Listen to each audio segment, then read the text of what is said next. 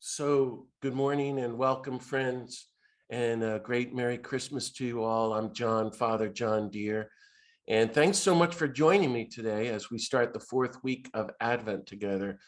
And my idea was that we could spend a little time today before Christmas reflecting on the famous story from the Gospel of Matthew, the story of the Magi, as a way to learn about Matthew's Gospel's take on the nonviolent Jesus and living the Sermon on the Mount. So this is part of the Beatitude Center for the Nonviolent Jesus, and a few basic reminders. Please mute yourself. If you have any questions or comments, type them in the chat space. Ruth Ann is our co-host, and Ruth Ann, since I'm having a few questions with the computer, if anything goes wrong, text me or just call me. Okay, Ruth Ann? Right, I've got myself here. I'll text you. It's the text would work. While I've got you saying that, try not to jiggle the computer. Oh, no, that's you're going to get a lot of jiggling. So everybody enjoy it. I'm going to be moving around. There's nothing very I emotion oriented. Yeah, you think you're on a boat and you're going to get seasick looking at me. So don't look too close. No, it's a long, sad story, but I'm on a place that's not stable. I'm in the church.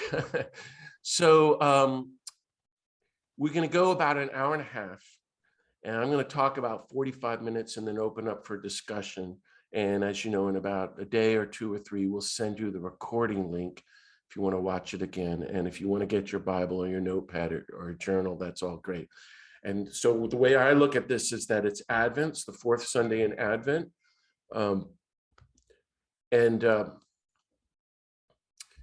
I want to invite you to think of our time together as a little retreat time, where we're deepening in the Advent graces of peace and preparation and new hope, and recentering ourselves and opening our hearts and our lives again all over to the God of peace. That it's a time to deepen in nonviolence as we prepare to celebrate the birthday of the nonviolent Jesus.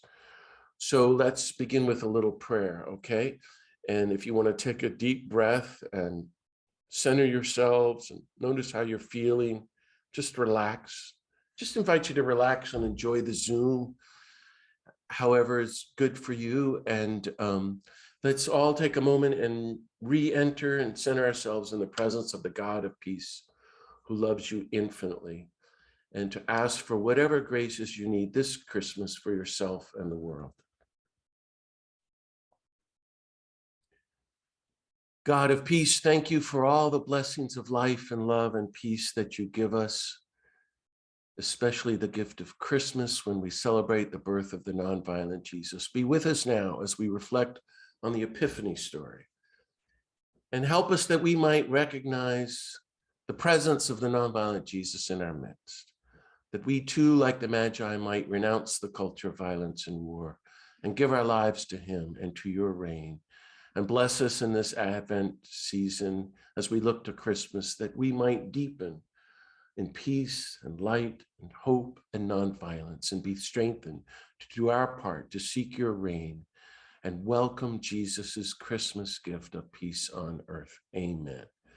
So again, I think of Advent as a season of prayer and preparation and repentance and renewal and hope. Wonderful themes. But I realize too that Christmas is a hard time for many people, but it's a hard time in general for everybody, starting with the pandemic. I was reading last night, 800,000 dead from COVID in the United States, 5.3 million people dead around the world so far. And meanwhile, we're facing impending war between Russia and Ukraine, a growing nuclear arms race, extreme poverty. Well, we know the litany. Systemic racism, gun violence, those killings, this Michigan school, migrants dying, billions spent, in the recent bill on the military budget. But that means billions not spent so that every human being on the planet could get the vaccine for free and have free healthcare and free food and clean water as a human right. And then there's catastrophic climate change and the tornadoes in Kentucky and droughts and rains and so forth and so on.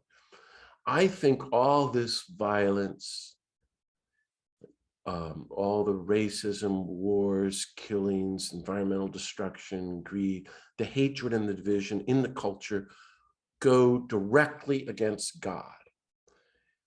And now, if you bear with me, just to get it out on the table, I think the culture always calls us to an anti-Advent, to the false gods of war and despair and darkness, which means an anti-Christmas in service of an anti-Christ, not about nonviolence. So Christmas, for me, is a time when we celebrate the birth of the greatest person of peace and nonviolence in history. Isn't that great? So that means for us as followers of the greatest person of nonviolence, it's a time to really get our acts together and deepen in nonviolence and renew ourselves to be better peacemakers in the year ahead, which is going to be just as hard, And as we look at the Christmas story, you go, oh, okay, 2,000 years ago, Joseph and Mary had a very difficult time. They were poor, homeless refugees. Jesus is born in poverty.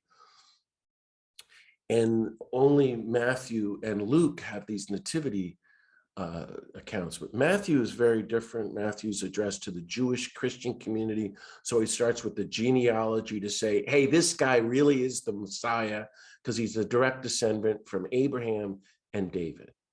And then we have a very short account about his birth, which focuses on Joseph as a righteous Jew. It's very interesting. And then we get the story that's not in anywhere else, and that's the Magi, the Epiphany story that I want to talk about. And then in 2 chapters, the next thing you know, Matthew has Jesus climbing a mountain. He's the new lawgiver, the new Moses, and we get the Sermon on the Mount, the Beatitudes and the commandments to total nonviolence and universal love. This is as opposed to Luke, who gives us the Annunciation, the Visitation, and the Magnificat of Mary, showing Mary as Jesus's teacher of nonviolence.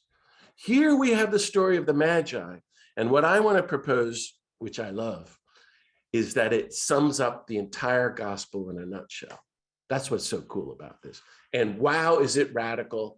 And you won't hear anything about this if you keep singing, how does the childhood song go? We three kings of Orient are. My friend, a priest friend whose father was the governor, told me in Colorado that the big family was out driving when they were kids and the song came on the radio. And he said to his father, the governor, where exactly is Orient are?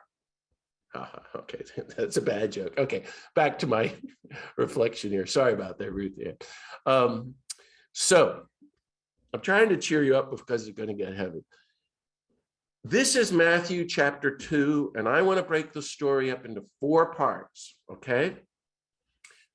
The journey to the nonviolent Jesus, part 1. Part 2, the epiphany of our encounter with the nonviolent Jesus. Part 3, what do you do after you meet the nonviolent Jesus? And then part 4 is the epilogue, how the empire and the culture of violence and war reacts to the coming of the nonviolent Jesus. And what I'm going to say is the threat of active nonviolence. So what I want to do in our Zoom session is walk you through the 4 parts. I'm going to offer some comments, ask you some questions. At the very end, I'm going to give you a bunch of conclusions, and we're going to open up for discussion. Okay? So make yourself at home, get some more coffee, some food, read along with me if you want. And here's my main pitch to you for you all. And I'm looking at my notes on the screen, and so just bear with me if it's jiggling away. The story of the Magi is our story. We are just like the 3 wisdom figures. And we too are on a spiritual journey, a holy pilgrimage, one that lasts our entire lives. And it's a journey to the nonviolent Jesus, to the God of peace. Isn't that a great way to see life? So here's my fundamental question for you that I'm very excited to ask you. And I got a lot of other questions, but this is the main one of the whole Zoom session. Where are you in the story? So you could be in any of these movements. You could be in the first movement, first on a pilgrimage in search of the God of peace, the nonviolent Jesus. And the second movement, somehow encountering the nonviolent Jesus, have an epiphany of the God of peace and God's reign. And then the third movement, going forth, really focused on the God of peace, and from now on living in God's reign. And then there's the epilogue we can talk about. So where are you in these movements? How are you like the Magi on a holy pilgrimage in search of the God of peace? It's a great question. How are you encountering the God of peace, the nonviolent Jesus, on the margins? When did you meet Jesus in the poor, among the homeless and the refugees?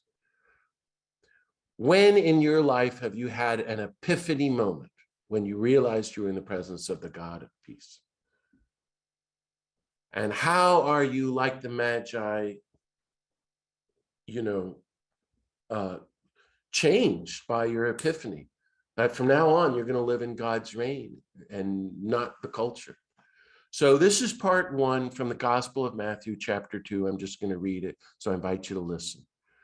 Here goes the text.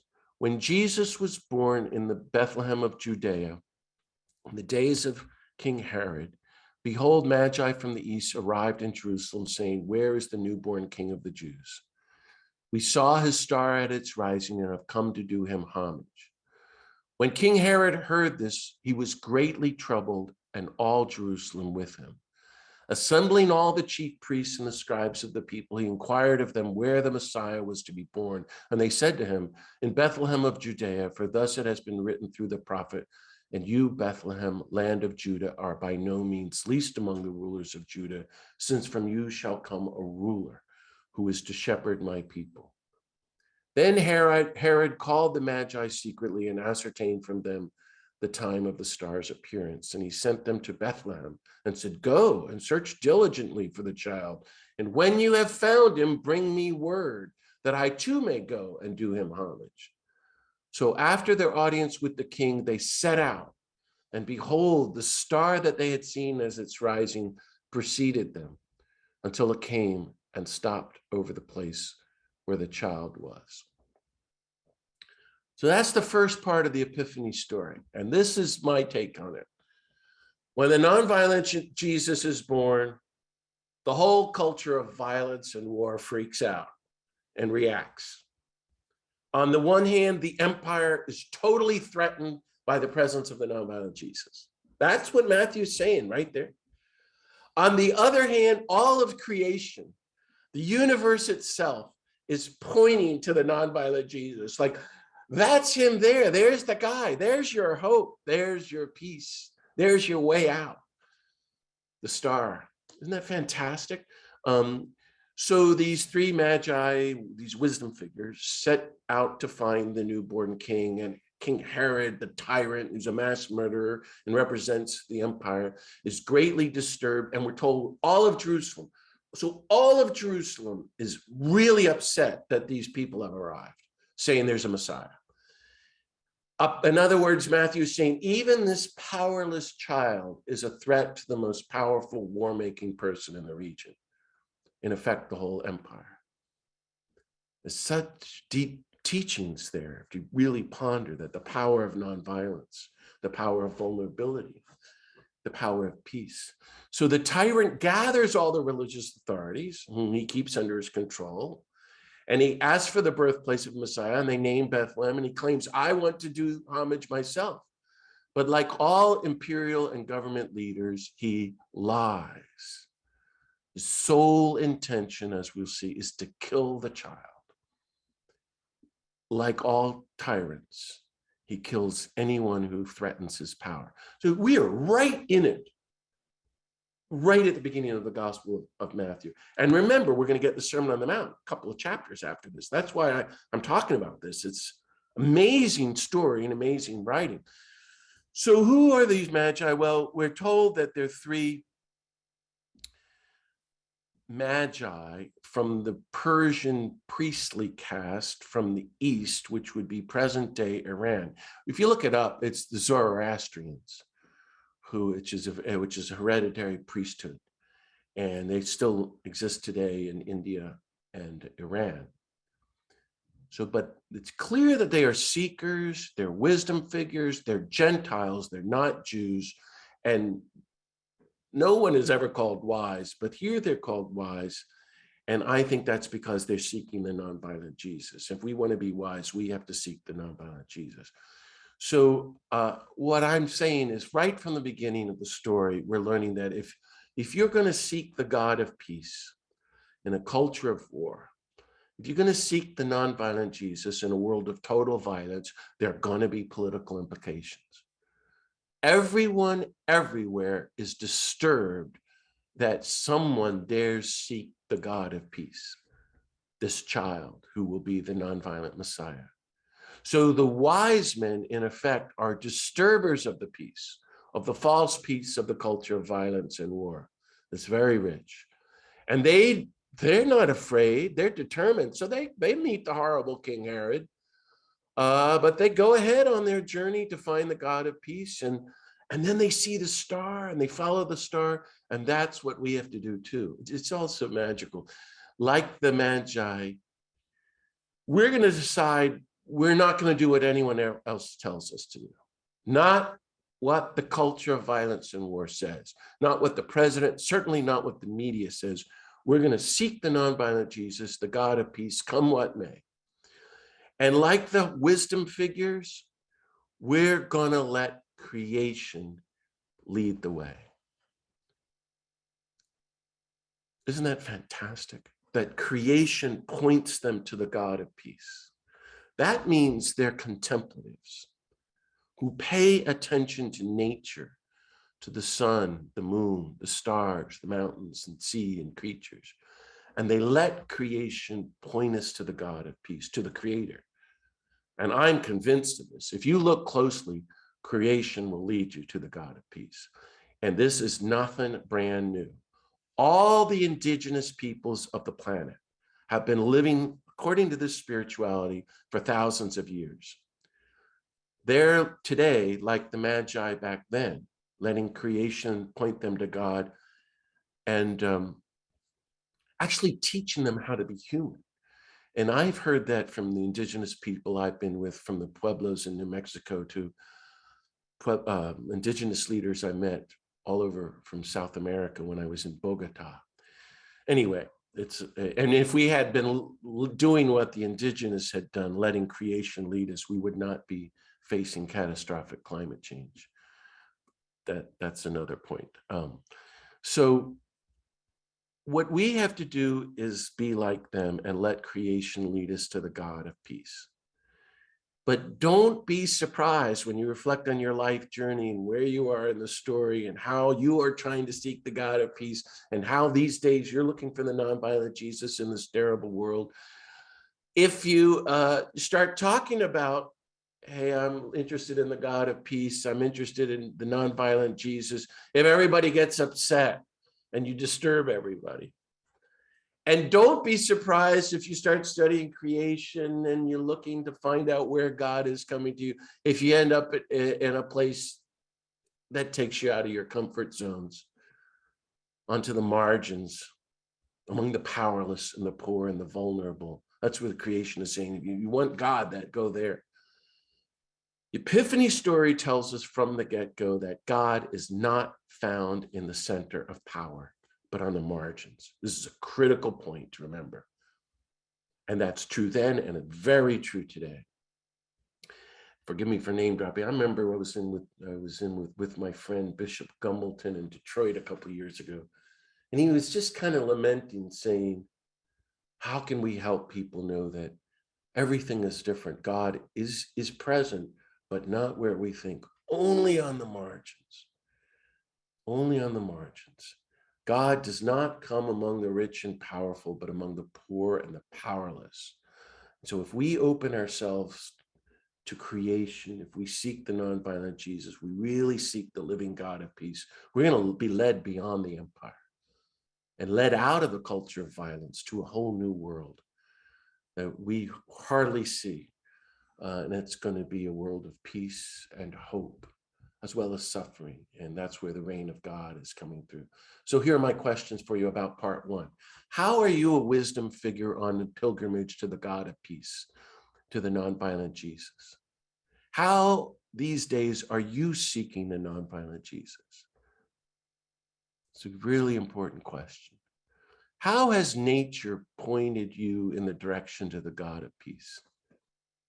How has your journey to the God of peace led you into public contact with the ruling authorities today to confront the culture of violence and war?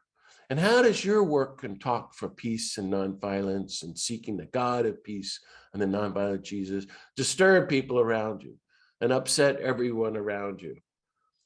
Which is like my specialty. That's certainly been my experience, and now I've learned to enjoy it, but that's another story. Okay, part two, if you're still with me here, folks. The second movement of the story is short and sweet. Here it goes, I'm reading from Matthew. They were overjoyed at seeing the star, and on entering the house, they saw the child with Mary, his mother, and they prostrated themselves and did him homage. And then they opened their treasures and offered him gifts of gold, frankincense, and myrrh. It's a lovely, lovely story. So just to point out a few things in part two. They're overjoyed at seeing the star. It's a great word, overjoyed. Creation points us to God, and that leads us to be filled with joy. There's a teaching there. If you're looking for joy in your life, get out in creation and let the wonders of creation point you to God and give you new joy. I certainly have experienced that. We've talked about that on past Zooms. So the Magi follow the bright star, and it leads them right to Mary and the child. And this is the Epiphany, the great life-changing moment when they realize that they're in the presence of the God of peace. And so they fall down and do him homage and worship the God of peace. So here's my definition of epiphany, the word epiphany. It's the sudden realization that you are in the presence of the God of peace. Isn't that wonderful? And when you have an epiphany moment, or if you've had an epiphany moment, and I think everybody has had an epiphany moment, when you suddenly realize you're in the presence of God, God is coming to you or leading you to God, you're going to worship the God of peace unconditionally, just full of joy. And then we're told they offer the three gifts, which we all know about, but they're just so touching. Gold. Okay, that's what you give a king. Maybe Herod was mad at them because he didn't get the gold. They didn't give gold to King Herod. They're giving it to the child. Fantastic. Frankincense, that's what you give a high priest. Magi know about that. It's a hereditary priesthood. Frankincense, now we're getting somewhere. That's really impressive. And myrrh, that's what you give a dead body. That's what you use to anoint a dead body. Wow, is this text in your face? I always thought, imagine how Mary would feel being given myrrh at the birth of her son. So there you go. I am proposing to you, dear friends, that somewhere along the way on our spiritual journey, each one of us has had an epiphany moment when we realized we were in the presence of the God of peace, when nature has pointed us to God, when our hearts were filled with joy, when we worshiped God and we presented our gifts to God. And to expand on that poetically, I think you could say life itself is an ongoing pilgrimage filled with epiphany moments where we're in the presence of the nonviolent Jesus, the God of peace. Now, I think you could take this even farther and say 2,000 years later, we have the gift of the Holy Spirit. So if you want to widen your heart as wide as the world and choose the God of peace, every day can be filled with epiphany moments. When we're constantly encountering the God of peace, when we're walking with the nonviolent Jesus, we're worshiping the God of peace, we're offering our gifts. What do I mean? Well, in your private prayer, those are epiphany moments you can think. When you come to communion at Mass, when you serve Jesus and the poor, the homeless, when you work for peace and justice and speak out, it's wonderful. So here are my questions for part two. When did you have an epiphany of the God of peace in your life? It's It's a great question. And it's really my question for you for this Zoom that to sit with over the next days and week. When have you met the nonviolent Jesus on the margins, among the poor and the homeless? How does nature and creation, even the universe, point you in the right direction to the God of peace? Isn't that fantastic?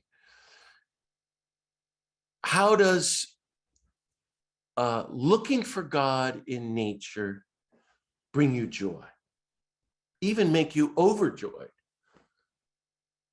I certainly experienced that my whole life when I'm outdoors. It's just, I'm overwhelmed. How have you been worshiping the God of peace? And what's just a lovely question as well, what gifts do you bring the nonviolent Jesus? Isn't that wonderful? Everybody is bringing a gift to him. Part 3 in the story is a short one sentence, okay? And this is it, friends. This is what I've been dying to tell you about. All this has led up to this moment. Here goes. I'm quoting Matthew now. And having been warned in a dream not to return to Herod, they departed for their country by another way. That's it. So the third movement of the Epiphany story is shocking. It's the clincher. It's a surprise ending. And it's a very important teaching. You ready? Here goes. Once you encounter the nonviolent Jesus, once you have an epiphany of the God of peace on the margins among the poor, the direction of your whole life will change. Like the Magi, you go home a different way. You change your worldview, you change your perspective. Everything is different from now on. You've met the nonviolent Jesus, you've met the God of peace. You are not going to do what the culture of violence and war tells you anymore, what the leaders or even the religious authorities in the culture of violence and war tell you what to do. We have encountered the God of peace.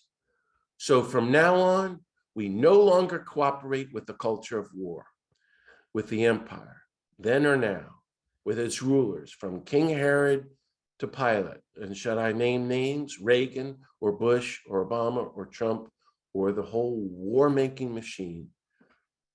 From now on, because we are an epiphany people, our allegiance is solely to the nonviolent Jesus and the God of peace. As people of wisdom, we're going to worship solely the nonviolent Jesus and the God of peace and do what the nonviolent Jesus says and not anyone else says. And by the way, he's about to say the Sermon on the Mount in a couple of chapters. So what I'm saying, what I'm proposing, you may have read in the e-blast I sent out about this. And this is what I've been working on this for 20 years, by the way, which I can tell you about if you want to know. When the Magi refused to go back to Herod and turned toward home on a different route, they committed nonviolent civil disobedience. They disobeyed the evil ruler, and they could have been killed for this unlawful, illegal behavior. And it says their disobedience infuriated Herod, who, like all rulers, are solely about maintaining their imperial power and waging war and killing their rivals and always trying to snuff out any grassroots movements of justice, peace, and nonviolence, then and now. So what the Gospel of Matthew is trying to tell us right here at the start of the story is that the nonviolent Jesus and his way of active, organized nonviolence are a total threat to the powers that be. All of Jerusalem is disturbed, threatening the empire, the culture of violence and war, the rulers, the war makers, the military, and their powerful religious authorities. And those who seek this nonviolent Jesus are a threat. That's us. You know, how are you, because of your search for the God of peace, a threat to the American culture of violence and injustice and war? The principalities and powers are always trying to turn us away from the God of peace and the power of nonviolence. Why? because they understand nonviolence better than we do. They know that organized grassroots, bottom-up, people power movements of nonviolence are more powerful than anything, as Gandhi said, than all the weapons of the world combined. You know, if we all withdraw our political support and will, the whole system would collapse and we could have a world of peace, things like that.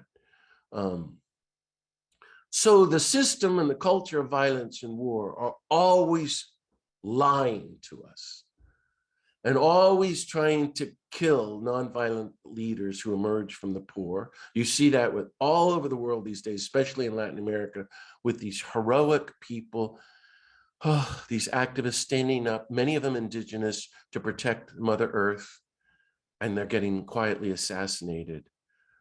Hundreds and hundreds in the last 5 years in Latin America alone. This is what I'm talking about. This is the story of the Epiphany. And the culture is always trying to crush the movements before they take off. And I think Matthew is inviting us to seek the nonviolent Jesus on the margins of the culture of violence, and to let our encounter with the nonviolent Jesus, our experience of the God of peace, lead us away from the corrupt culture of violence and war, to go in a different direction. We want to be wisdom people. We got to turn and go home a different route. Our lives are never going to be the same. And that means, in our case, turning away from America, or Sue, Britain, or John and Diane, Canada, turning away from the culture of money and consumerism and greed and racism and gun violence and go on, executions, warfare, nuclear weapons, environmental destruction, hatred, division, and all violence. And from now on, we are wisdom pilgrims of gospel nonviolence, people who obey Jesus's Sermon on the Mount teachings, who resist the culture of violence and war, who solely serve the nonviolent Jesus's reign of peace and justice. Wow, that's the teaching as I hear it. So some questions for you. How has your encounter with the nonviolent Jesus, your encounter with the God of peace, your experience with the wisdom of gospel of nonviolence, your epiphany, changed the direction of your life and led you away from the culture of violence and war, in opposition to the ruling authorities today, and towards God's reign of peace, love, and nonviolence? From now on, that's it. We're single-minded. That's the question of part 3. Well, if you're still with me, there's a long epilogue. So that's the Epiphany story as I read it, 3 parts: the journey to Christ, the encounter with Christ, and the going home a different direction. And then there's part 4, which I call the epilogue: what happens after the Epiphany of the Magi and their nonviolent resistance to Herod. So I'm going to read this now, is the concluding part of Matthew chapter 2. So listen up. When they had departed, behold, the angel of the Lord appeared to Joseph in a dream and says, "Rise, take the child and his mother, flee to Egypt and stay there until I tell you. Herod is going to search for the child to destroy him." So Joseph rose and took the child and his mother by night and departed for Egypt. And he stayed there until the death of Herod, that what the Lord had said through the prophet might be fulfilled: "Out of Egypt I called my son." When Herod realized that he had been deceived by the Magi, he became furious, and he ordered the massacre of all the boys in Bethlehem and its vicinity, 2 years old or under, in accordance with the time he had ascertained from the Magi. Then was fulfilled what had been said through the prophet Jeremiah. A voice was heard in Ramah, sobbing and loud lamentation, Rachel weeping for her children, and she would not be consoled, since they were no more. When Herod had died, behold, the angel of the Lord appeared in a dream to Joseph in Egypt and said, "Rise, take the child and his mother, and go to the land of Israel, for those who sought the child's life are dead." So Joseph rose, took the child and his mother, and went to the land of Israel. But when he heard that Archelaus was ruling over Judea in place of his father Herod, he was afraid to go back there. And because he had been warned in a dream, he departed for the region of Galilee. And he went and he dwelt in a town called Nazareth, so that what had been spoken through the prophets might be fulfilled. He shall be called a Nazarene. Well, dear friends, I hope you're still hanging in here with me on all of this. So a couple of points. Herod is furious to see that the Magi deceived him. Now note the word deceived. Wow, that's a heavy duty word. By holy religious wisdom figures. They deceived the brutal tyrant.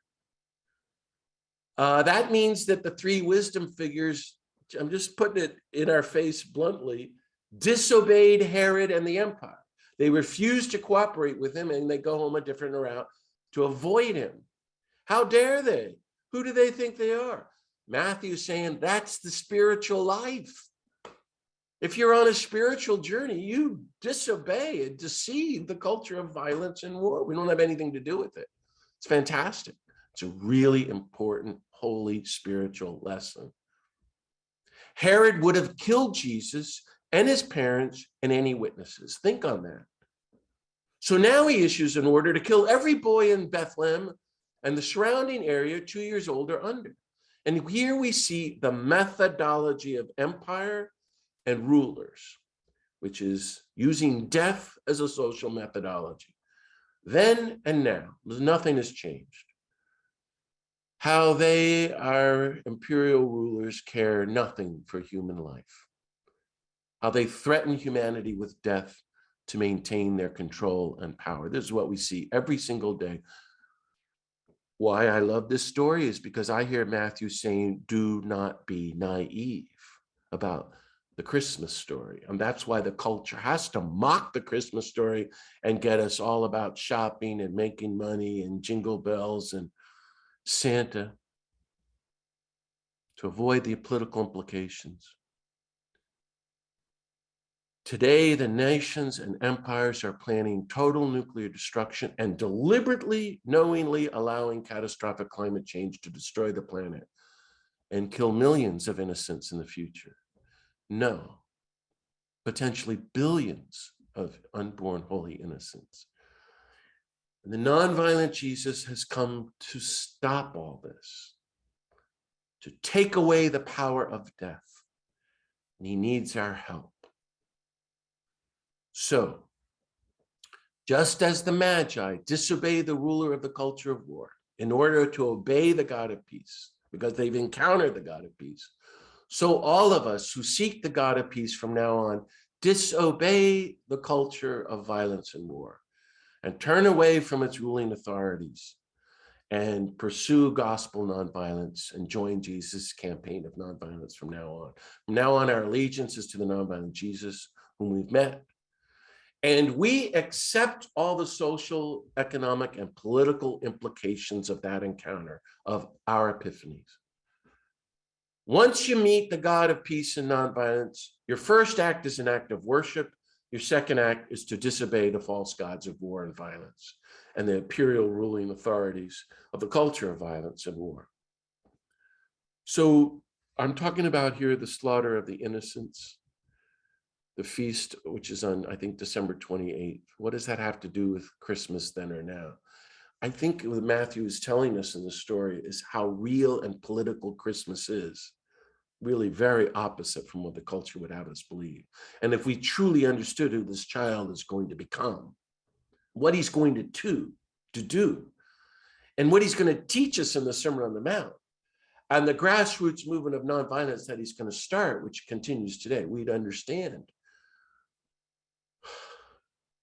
why Herod did what he did and what is happening in our world today. Our country and all countries continue to kill holy innocents everywhere, trying to stop the movements of nonviolence.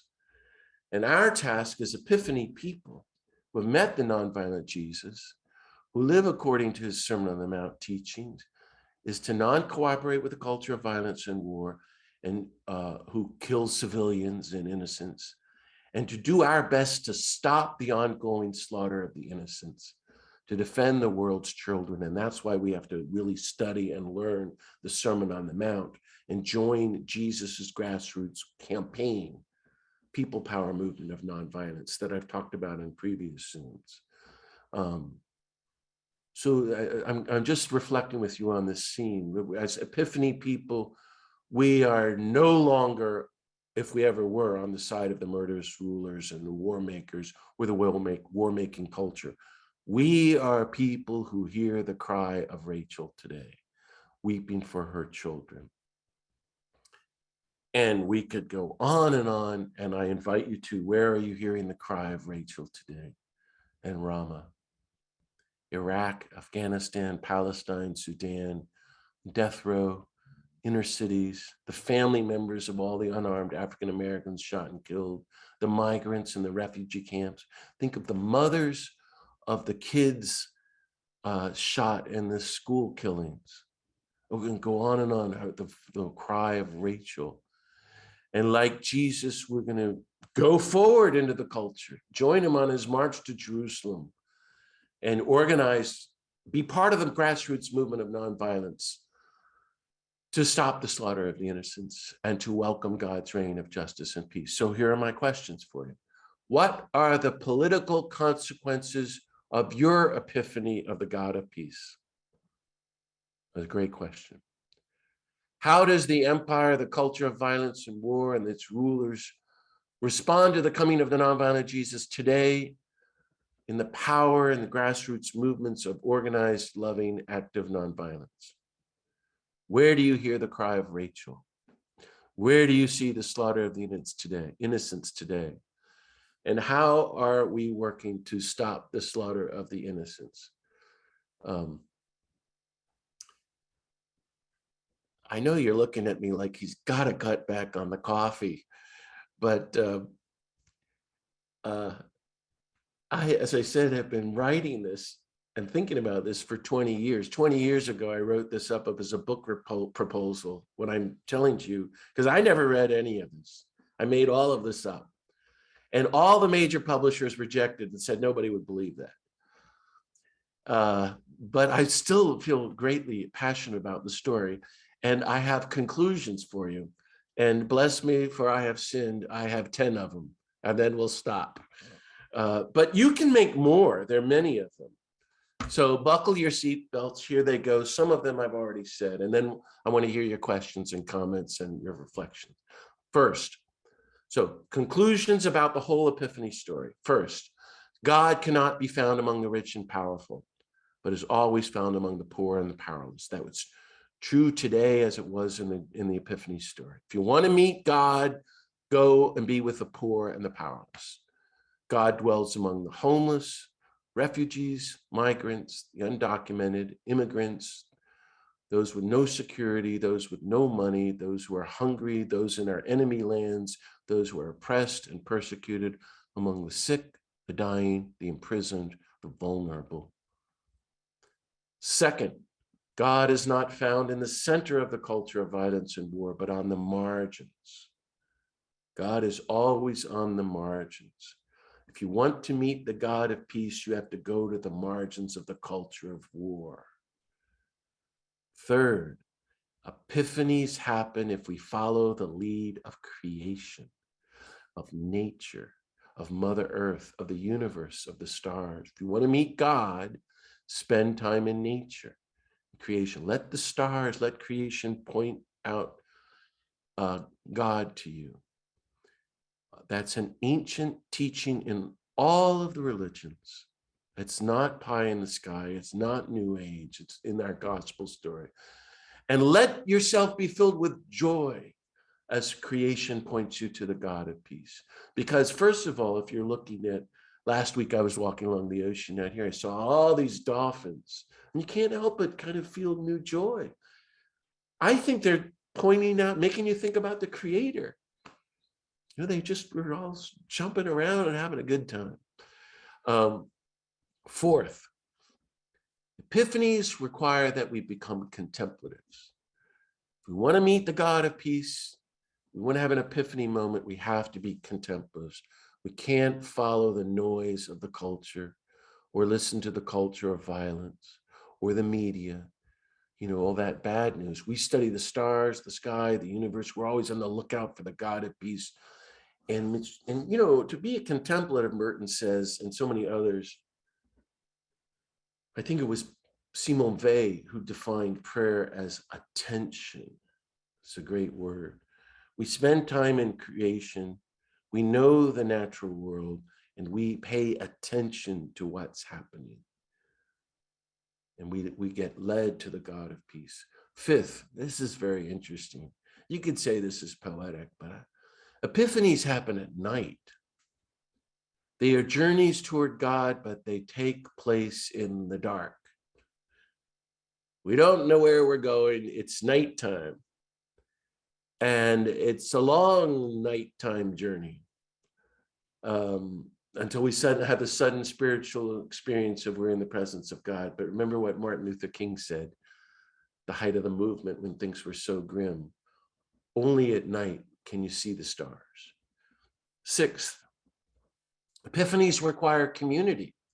Notice that the Magi travel as a threesome. They're not individuals. This goes against our whole thing about my Jesus and me, my spiritual journey. No, they seek the Holy One together as a community. They worship the God of peace together as a community. They share joy in the presence of the God of peace, the nonviolent Jesus, as a community. They together bring their gifts as a community to the nonviolent Jesus, and they disobey and deceive the culture of violence and war as a community. So we need to have a community, to be part of a community if you want to seek the God of peace. It's very important. Seventh, epiphanies require that we be prepared and that we be totally committed to the God of peace, and that our allegiance to the nonviolent Jesus, the God of peace, from now on is total. And we're prepared for a long journey, and it may take us to unexpected places, and it may mean a sudden change in our itinerary. And we got to have our gifts ready. We always have a gift, a Christmas gift for Jesus. Eighth, if you want to have an epiphany of the God of peace, you have to be a dreamer. You have to be open to the Holy Spirit and the new possibilities that God's going to do in you and the creative action of God, which means you got to get out of yourself and dream big dreams, which is an ancient Jewish tradition in the Hebrew scriptures that Matthew keeps unpacking for us.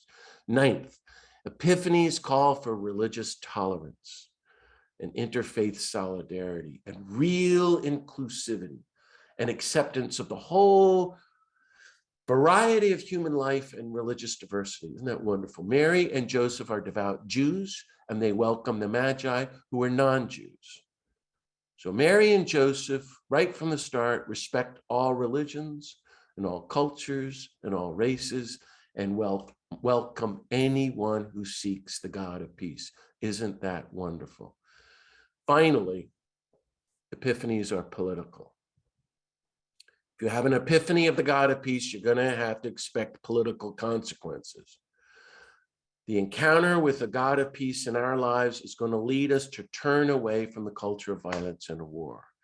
The epiphany of the God of peace is going to lead us to nonviolent resistance to the war-making authorities and the culture of war. So I'm thinking that epiphanies involve risk. Epiphanies are going to get us in trouble. They're going to disrupt our lives because they're going to disrupt the culture of violence and war, and people are going to get upset at us. They're going to disturb us, which is a huge teaching that runs throughout the Gospel of Matthew.